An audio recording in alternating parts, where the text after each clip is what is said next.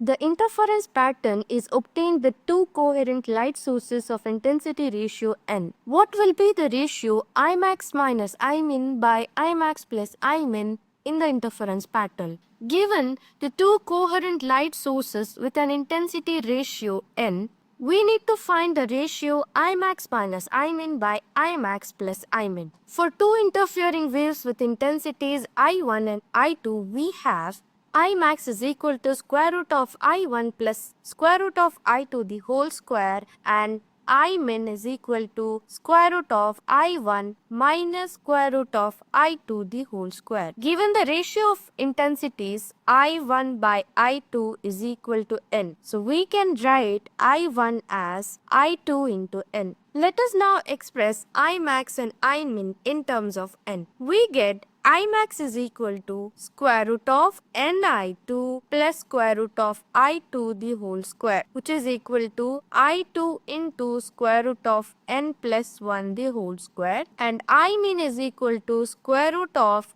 ni2 minus square root of I2 the whole square, which is equal to I2 into square root of n minus 1 the whole square. Let us simplify the ratio Imax minus Imin divided by Imax plus Imin. Substituting Imax and Imin in the numerator and denominator, we get I2 into square root of n plus 1 the whole square minus square root of n minus 1 the whole square divided by I2 into square root of n plus 1 the whole square plus square root of n minus 1 the whole square, where I2 and I2 get cancels. Let us now simplify the numerator and denominator separately. By solving numerator, we get, which